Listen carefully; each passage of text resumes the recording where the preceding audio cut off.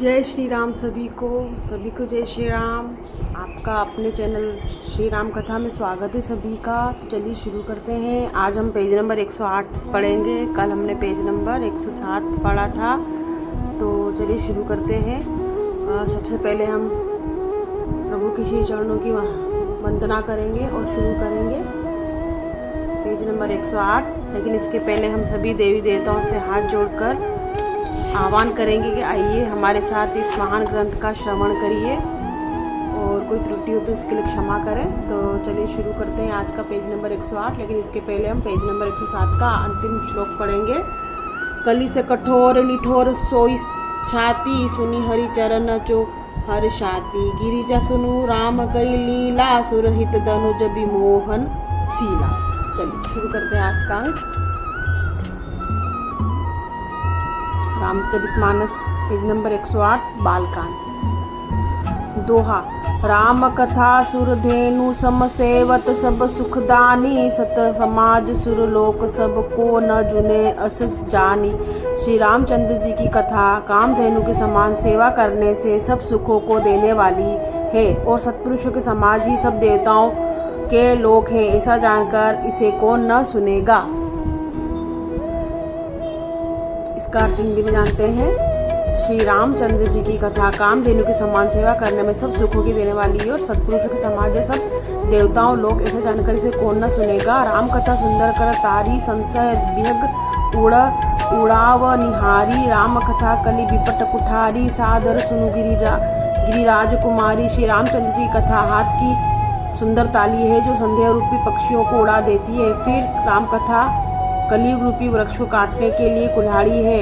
गिरिराज कुमारी तुम इसे आदर पूर्वक सुनो। राम नाम गुण चरित सुहाए, जन्म कर्म अगणित श्रुति गाए। जथा अनंत राम भगवाना, तथा कथा कीर्ति गुण नाना। वेदों ने श्री रामचंद्र जी के सुंदर नाम, गुण, चरित्र, जन्म और कर्म सभी अनगिनत कहे हैं। जिस प्रकार भगवान श्री रामचंद्र जी अनंत है, उसी तरह उनकी कथा कीर्ति और गुण भी अनंत है। तदपि जता श्रुत असी मति मोरी, कही हहु देखी प्रीति अति तोरी। उमा प्रश्न तब सहज सुहाई, सुखद संत सम्मत मोहि बाई।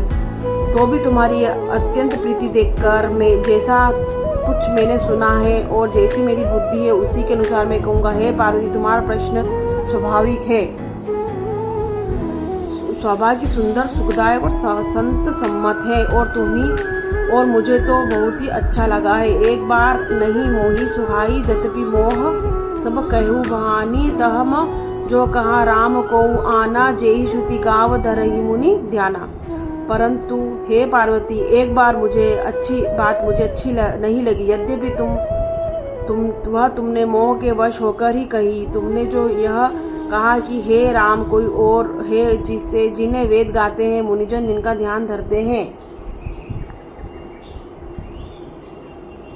दोहा। कही सुनई अधम नर ग्रसे, जे मोह पिसाच।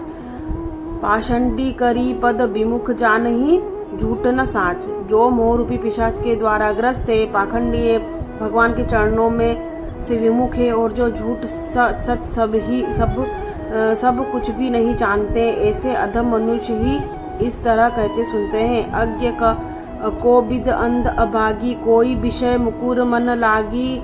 लंपट कपटी कुटिल विशेषी, सपने हूँ सतसंभा नहीं देखी। जो अज्ञानी मूर्ख अंधे और भाग्यहीन है, जिनके मन रूपी पदर्पण विषय रूपी काई जमी हुई है। जो व्यभिचारी, छली और बड़े कुटिल है और जिन्होंने कभी स्वप्न में भी संत समाज के दर्शन नहीं किए।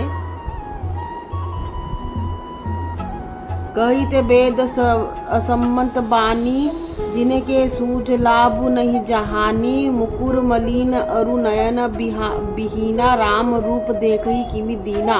और जिन्हें अपनी लाभ हानि नहीं सूझती, वे ही ऐसी वेद विरुद्ध बातें कहा करते हैं। जिनका हृदय रूपी दर्पण मेला है और जो नेत्रों से हीन है, वे बेचारे श्री रामचंद्र जी का रूप कैसे देखें। जिन्हें के अगुण न सगुण विवेका, जल्प ही कल्पित वचन अनेका। हरिमाया बस जगत भ्रमाही तिन्हि कहत कछु अघटित नाही, जिनको निर्गुण सगुण का कुछ भी विवेक नहीं है, जो अनेक मन गणत बातें बका करते हैं, श्री हरि की माया के वश में होकर जगत में जन्म मृत्यु के चक्र में भ्रमते फिरते हैं, उनके लिए कुछ भी कर डालना असंभव नहीं है। बातुल भूत विबस मतवारे, ते कहीं बोल ही वचन विचारे, जिन कृत महामोह मद पाना, तिन्ह कर कहा करिय नहीं काना, जिन्हें वायु का रोग सन्निपात उन्माद आदि हो गया हो, जो भूत के वश हो गए हों, जो नशे में चूर हो, ऐसे लोग विचार कर वचन नहीं बोलते, जिन्होंने महामोह रूपी मदिरा पी रखी हो, उनके कहने पर